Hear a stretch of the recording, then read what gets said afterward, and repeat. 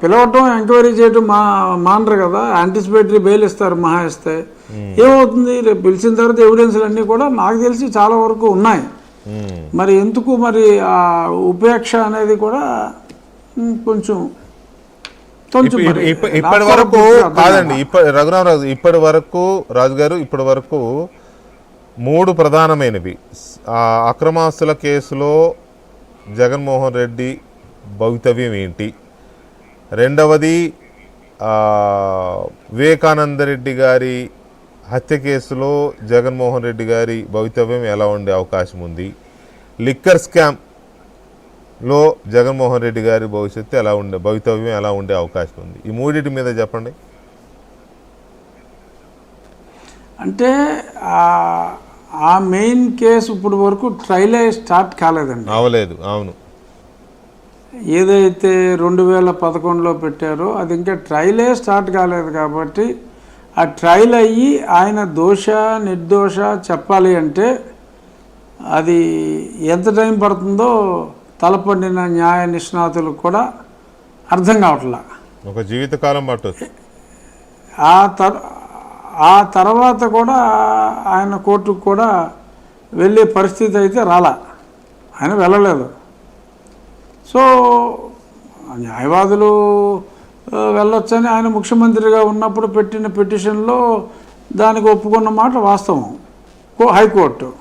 But ఇప్పుడు ఆయన ముఖ్యమంత్రి కానప్పటికీ కూడా మరి వారు వెళ్ళలేదు.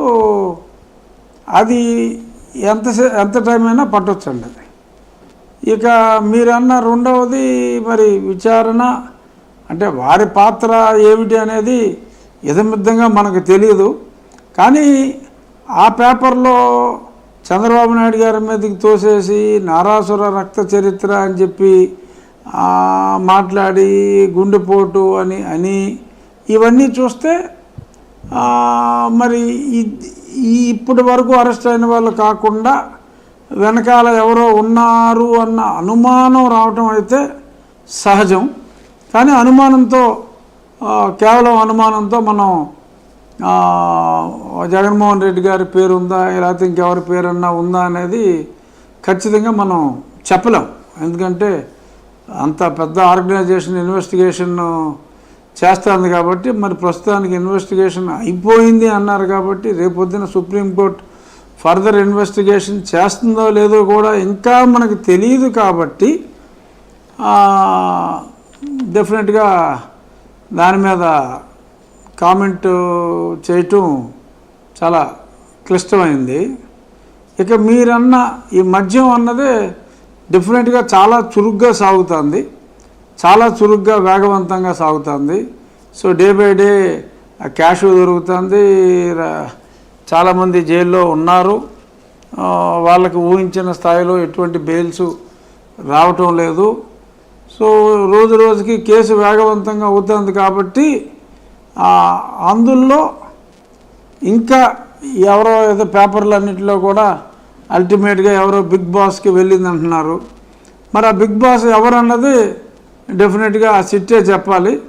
ఒకవేళ ఆ బిగ్ బాస్ అప్పటి ముఖ్యమంత్రి అయ్యి ఉంటే మరి డెఫినెట్గా ఫాస్ట్గా తేలి కేసు ఇదే అవ్వచ్చు, ఈ కేసే అయ్యే అవకాశం ఉంది.